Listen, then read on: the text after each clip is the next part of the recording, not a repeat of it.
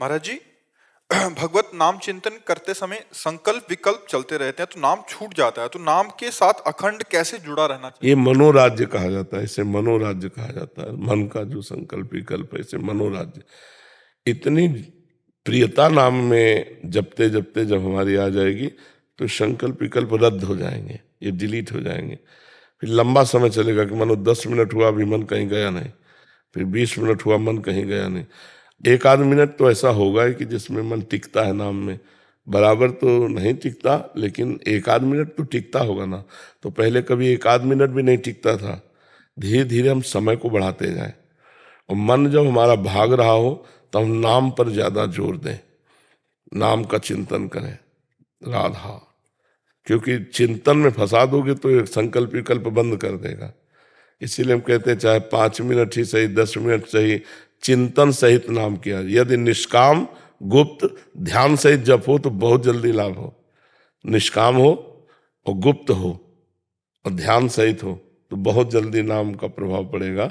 जब भगवत मार्ग में आ गए और नाम जब शुरू हो गया तो अब इसका जितना प्रपंच सब ऑपरेशन हो जाएगा। अब चाहे जितना उलरे गिरे जले भागे कुछ नहीं, अब इसको निर्मल होना पड़ेगा। क्योंकि भगवान का नाम चल रहा है ना, नाम पहारू दिवस निश, ध्यान तुम्हार कपाट।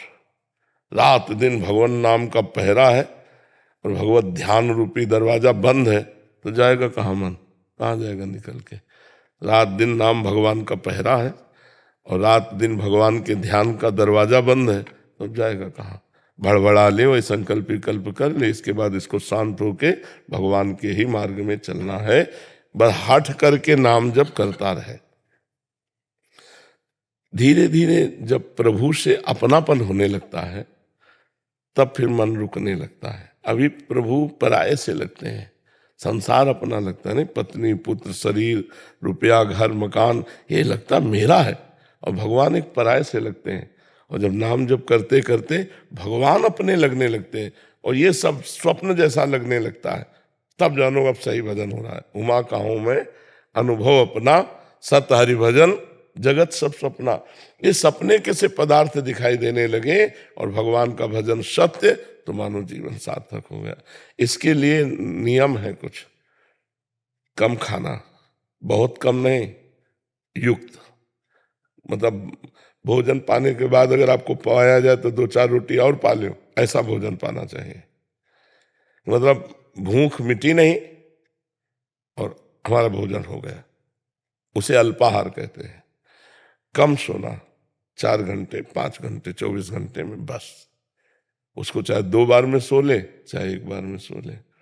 दोपहर के 1 घंटा विश्राम कर ले तो रात्रि में 4 घंटा विश्राम कर ले। अल्पाहार, सात्विक भोजन, कम निद्रा और मौन या उचित बोलना।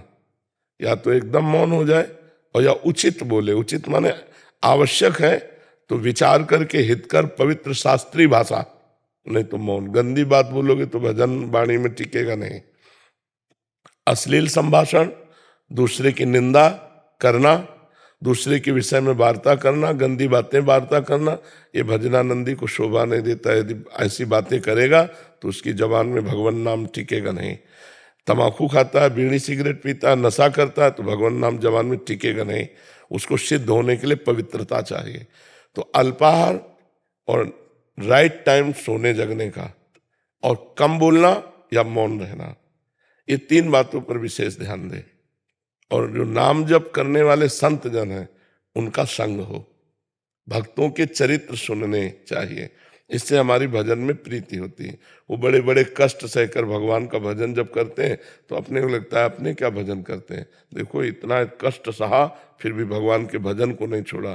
तो भक्तों के चरित्रों से हमें भगवान के चरणों में प्रीति होती है। भक्तों के चरित्रों का श्रवण कथन करें, भक्तों का संग करें, अल्पाहार करें, कम बोले और राइट टाइम सोने जगने का रखें और फिर नाम का अभ्यास करें। देखो नाम कृपा करने लगेगा।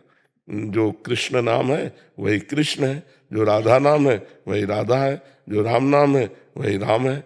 तो भगवान ही तो नाम रूप में है, तो भगवान कृपा करने लगते हैं।